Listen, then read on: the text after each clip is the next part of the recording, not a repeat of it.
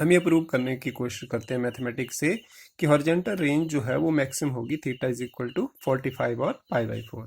यानी कि हम अगर 45 डिग्री के एंगल पे फेंकेंगे तो सबसे जैसे जेवलिन का थ्रो करना है तो हमारी कोशिश होनी चाहिए कि 45 पे फेंका जाए ताकि अधिकतम दूरी पे पड़े। तो क्या भी मान लेते हैं, वी नो, ठीक है, horizontal range is given by r is equal to u square sin 2 theta upon g। ठीक है, अगर हम ये हमारा प्रोजेक्टाइल है उसको किसी खास एंगल थीटा पे फेंकते हैं, ये थीटा है यहाँ एंगल है, थीटा एंगल पे फेंकेंगे तो ये जो उसने यहाँ से यहाँ तक डिस्टेंस कवर की होगी, ये यहाँ से यहाँ तक इसको बोलते हैं रेंज, और ये मैक्सिमम कब होगी। ठीक है, अब ये पार्टिकल सबसे ज़्यादा दूरी पे किस एंगल पे गिरेगा तो ये दिखाने की कोशिश कर रहे हैं। सिंस साइन थीटा या साइन हैज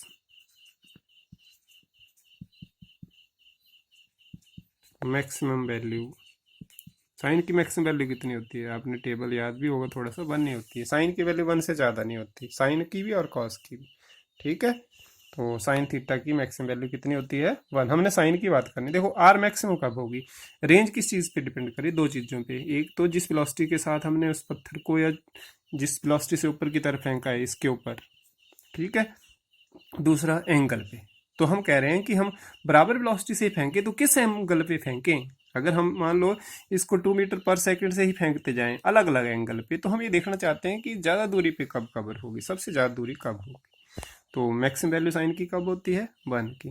तो हम कहेंगे देयरफॉर आर जो होगा वो मैक्सिमम होगा, ये आर की मैक्सिमम वैल्यू होगी। आर मैक्सिमम कब होगा, किसके बराबर होगा, जब साइन की वैल्यू मैक्सिमम होगी। जब अगर 1/2 होगा तो यहाँ ये इसका आधा हो जाएगा, आर आधा रहेगा ना, तो इसलिए मैक्सिमम तो ये होगा। मतलब ये कि इसकी मैक्सिमम वैल्यू तो ये होती है, हॉरिजॉन्टल रेंज की मैक्सिमम वैल्यू क्या होती है, u स्क्वायर अपॉन g। ठीक है, ये होगी इफ साइन 2 थीटा जो है वो 1 होगा। ये तब आ रही है मैक्सिमम वैल्यू जब साइन 2 थीटा, यहाँ पे ये जो साइन इसकी वैल्यू 1 आए, इसकी वैल्यू जब 1 आएगी आर की वैल्यू मैक्सिमम होगी। तो यहाँ से यहाँ पे साइन 2 थीटा, साइन 1 कब होता है, साइन है तो यहाँ साइन ही लिखना है ना, साइन की वैल्यू 1 कब होती है, ये होती है साइन 90 पे या π/2 पे। तो यहाँ से 2 थीटा किसके बराबर हो गया, 90 के थीटा किसके बराबर हो गया, 90/2 यानी कि 45। ठीक है, अभी और इंटरेस्टिंग कर सकते हैं आप इसको, जब उसने मैक्सिमम डिस्टेंस कवर की तो अधिकतम ऊंचाई उसने कितनी एक्वायर की होगी। ठीक है, तो अब यहाँ पे देखो ये जो मैक्सिमम हाइट अटेन होती है h, उसका फार्मूला लिखना पड़ेगा। ये जो मैक्सिमम हाइट अटेन्ड होती है वो किसके बराबर होती है, वो होती है u square sine square theta upon 2g। फार्मूले याद रखने हैं, अधिकतम ऊंचाई जब u वेलोसिटी से फेंका जाए थीटा एंगल पे तो वो अधिकतम ऊंचाई, इसको बोला था ना, वो कितनी एक्वायर करेगा, वो इसके बराबर होगी। अब क्योंकि जब हम इसको 45 पे फेंकेंगे तो हॉरिजॉन्टल रेंज मैक्सिमम होगी।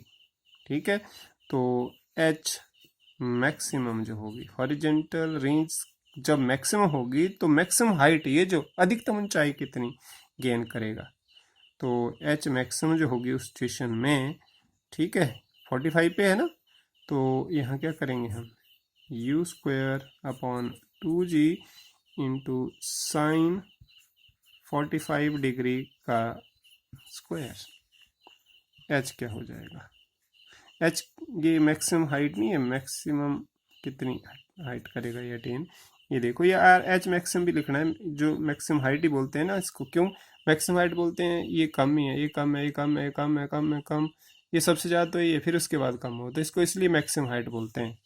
ठीक है, ऐसा नहीं है कि 45 पे मैक्सिमम होगा, इस एंगल पे फेंकेंगे तो ये मैक्सिमम हो गया, अलग अलग एंगल पे। थोड़ा डायग्राम सीधा नहीं पड़ा, ऐसा नहीं, पैराबोलिक होता है ऐसे।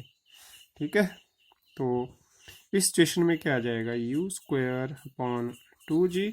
साइन 45 की वैल्यू कितनी होती है, 1/√2 का स्क्वायर। तो ये क्या हो गया, एच क्या हो जाएगी, you square upon 2g into 1/2। तो ये क्या हो गया, H will be equal to 1/4 into u square upon g. आप बताओ ये what is this, u square upon g, ये तो आर मैक्सिमम है, तो ये किसके बराबर हो गया, आर मैक्सिमम डिवाइडेड बाई 4। ये इनके बीच रिलेशन होता है। ठीक है, अगर कोई पार्टिकल हमने फेंका, वो मैक्सिमम जो यहाँ किसी एंगल पे फेंका और वो अधिकतम दूरी जो है वो 100 मीटर कवर करता है, ये डिस्टेंस उसने 100 मीटर कवर की, तो उस दौरान जो उसने मैक्सिमम हाइट अटेन की होगी वो 25 होगी। ये रिलेशन बता रहा है। ठीक है, क्या कहें कि हमें कहा जाए कि हम किसी पार्टिकल को ऐसे फेंकते हैं कि उसने मैक्सिमम जो हॉरिजेंटल डिस्टेंस कवर की वो 100 मीटर की, तो बताओ उस सिचुएशन में उसने जो मैक्सिमम हाइट अटेन की थी ड्यूरिंग इट्स जर्नी वो कितनी थी। तो ऑब्वियस है वो कितनी आ जाएगी, आर मैक्सिमम आ गया 100 डिवाइडेड बाई। ठीक है, तो ये आ गया हमारे पास। अब ये प्रूव करते हैं कि हॉरिजेंटल रेंज जो है सेम और इक्वल होती है थीटा एंड 90 माइनस थीटा की। कैसे करें कि for theta horizontal range r जो होगी वो क्या होती है, u square sine 2 theta upon g. Equation number 1 लिखते हैं, फॉर 90 डिग्री माइनस थीटा। ठीक है, दी हॉरिजेंटल रेंज क्या आ जाएगी, चलो उसको आर डैश मान लो, अलग है वो क्या आएगी, यू स्क्वेयर। अब पहले थीटा पे फेंका था ना, अब किस पे फेंकना है, 90 माइनस थीटा पे, यानी कि साइन 2 इंटू 90 माइनस थीटा पे डिवाइडेड बाई जी। तो आर डैश किसके बराबर हो गया, ये हो गया ई स्क्वेयर साइन 2 से ब्रैकेट खोलो, क्या आ जाएगा 180 माइनस 2 थीटा अपॉन जी। तो r dash will be equal to u square sine 2 theta upon g, r dash equal to r. तो हॉरिजॉन्टल रेंज सेम होती है।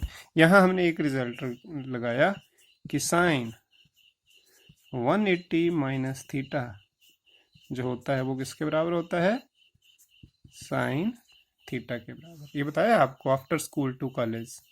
अगर ये 180 माइनस कुछ हो तो सेकंड क्वाड्रेंट आता है, और इस लाइन के लॉन्ग साइन साइन में ही रहता है, चेंज नहीं होता। ये लाइन आए ना 90 प्लस 90 माइनस या 270 प्लस 270, तो साइन कॉस में चेंज होता है, परंतु यहाँ 180 माइनस है, मतलब ये 180 होता है, नहीं 90, ये 90 हो गया, ये 270 हो गया। तो ये बताया आपको इस क्वाड्रेंट में। ठीक है, साइन वैसे ही पॉजिटिव होता है, after school to college all sine tangent cos, यहाँ सारे पॉजिटिव होते हैं, यहाँ साइन पॉजिटिव होता है, यहाँ टेंजेंट पॉजिटिव होता है और यहाँ कॉस। तो यहाँ तो साइन पॉजिटिव भी हो गया, प्लस आया 180 माइनस थीटा, साइन का साइन ही रहता है, तो ये लगाया हमने 180 minus 2 theta is equal to sine, मतलब ये 2 थीटा है तो 2 थीटा लिखेंगे ना, यहाँ साइन 180 माइनस थीटा है तो साइन थीटा लिखते हैं। तो यहाँ से क्या आ गया, हॉरिजॉन्टल रेंज बराबर होती है।